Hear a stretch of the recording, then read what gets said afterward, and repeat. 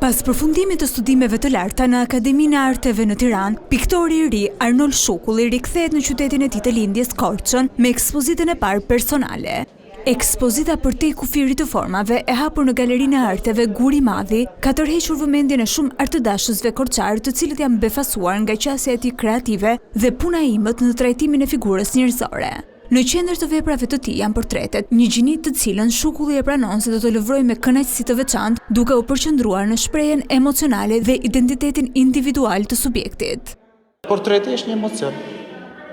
Çfarë bëhet në emocione? Unë nuk arrit dot të kuptoj me fjalë, nuk arrit dot të kuptoj me ato shprehjet tua kur lëviz kur bën, ama arrit të kuptoj karakterin. Por ama prap arrin që në një mënyrë, në një situatë, futesh pak në brendësi del nga vetja, i futesh pak atij njeriu. E kupton, e logjikon, e shikon, e studion. Mundesh prap të studiosh, prap nuk arrin, prap të studiosh atë njeri.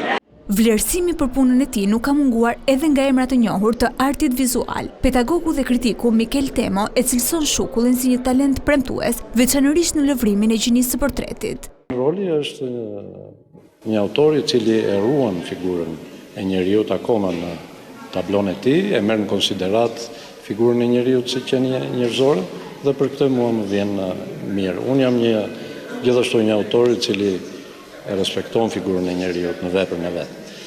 Dhe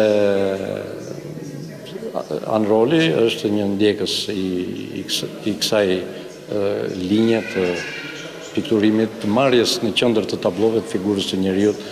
Ekspozita do të qëndrojë e hapur për disa ditë, duke ofruar një mundësi të mirë për publikun korçar të zbulojë një zë të ri dhe premtues në skenën e artit bashkëkohor shqiptar.